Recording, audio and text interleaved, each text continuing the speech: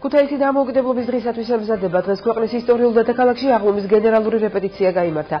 აღლუმში არმიის ყველა დანაყოფი და ჯავშან ტექნიკა მიიღებს მონაწილეობას. დღეს რეპეტიცია ტანკებმაც გაიარეს.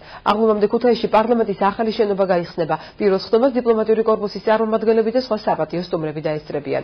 როგორ იქნება 26 მაისი ქუთაისში? ჩვენი რეპორტაჟი ქვეყნის მეორე დედაქალაქიდან.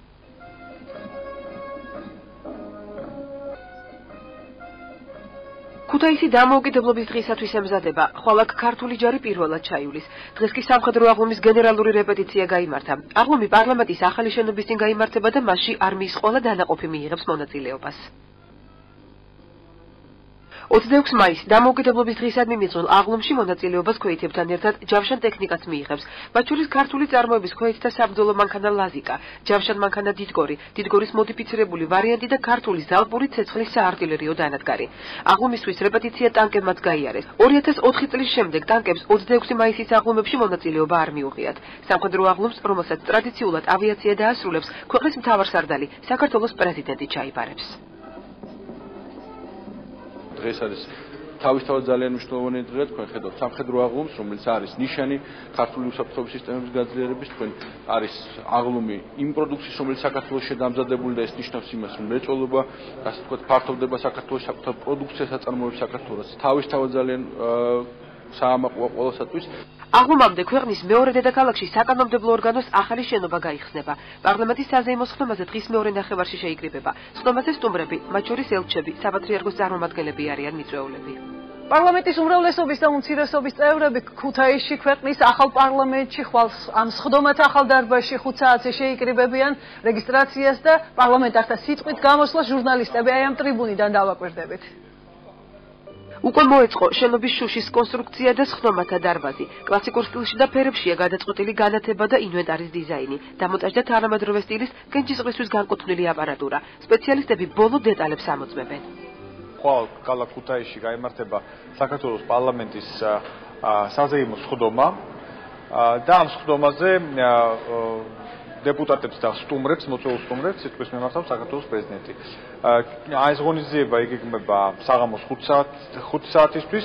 მანამდე საქართველოს პრეზიდენტი, საქართველოს პარლამენტის წევრები გეგმავენ თბილისში მიიღონ მონაწილეობა ქართული მრეწველობის აღლუმში. პრაქტიკულად უკვე 26 მაისიდან ქვეყნის პოლიტიკური სიმძიმის ცენტრი ნაწილობრივ გადმოდის ქუთაისში. თქვენ უყურებთ, რომ პარლამენტის შენობა პრაქტიკულად ნაწილობრივ უკვე დასრულებულია. მისი დანარჩენი სამუშაოები წლის განმავლობაში დასრულდება ოქტომბრის თვემდე, როდესაც დაიწყებს ფუნქციონირებას ახალი მოწვევის პარლამენტი. პარალელურად ბოლო სამზადისი მიმდინარეობს საკანონმდებლო ორგანოს მიმდებარე ტერიტორიაზე. ადგილი, სადაც ქვეყნის პარლამენტი და მთავრობის სახლი დგას, სულ რაღაც 1 წლის წინ თითქმის უფუნქციო იყო. დღეს კი ეს ტერიტორია არა მხოლოდ იმერეთის, არამედ მთელი ქვეყნის პოლიტიკურ ცენტრად იქცა. რეკონსტრუქცია ჩაუტარდა საცხოვრებელი სახლების გარე ფასადებს.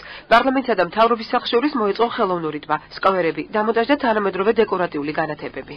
ძირითადი სამუშაოები დასრულებულია, ხდება ტერიტორიის დასუფთავება და ბილიკების დასრულება, რომელიც ერთთვლიან კომპლექსს შეკრავს, ესეც იყო გათვალისწინებული, ხედავთ ტბა არის მთავრობის სახლსა და პარლამენტს შორის, ეს მილენიუმის პარკის ერთ-ერთი სეგმენტია მნიშვნელოვანი, რომელიც თავისთავად ქუთაისელებისთვის დარწმუნებული საყვარელი ადგილი გახდება. ქუთაისში მიმდინარე ბოლო სამზადის მთელი დღის განმავლობაში თავად ქუთათურები ადევნებდნენ თვალს. როგორც აქაურები ამბობენ, ქუთაისი ისტორიულად აქტიური ქალაქი იყო და დღეს ის თავის სახლს იბრუნებს. ქალაქი იცვლის იასახეს ეს ტრადიციულად სამრეწველო ქალაქი იყო და ახლა ხდება ძალიან სხვა ქალაქი აბსოლუტურად.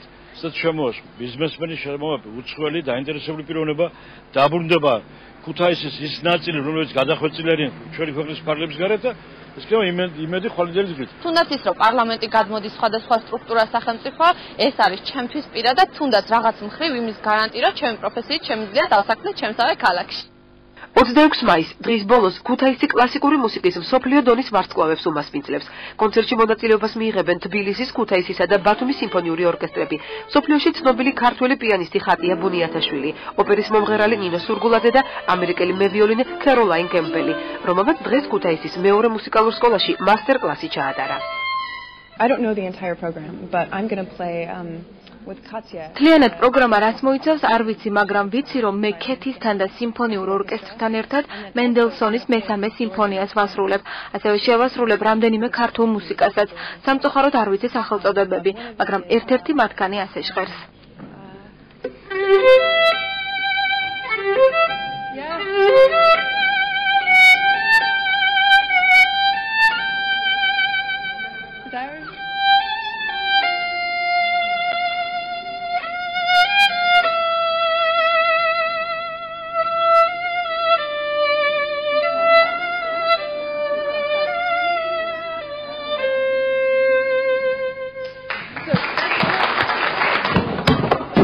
დამოუკიდებლობის დღისადმი მიძღვნილი ღონისძიებები ქუთაისში გრანდიოზული ფოიერვერკით დასრულდება.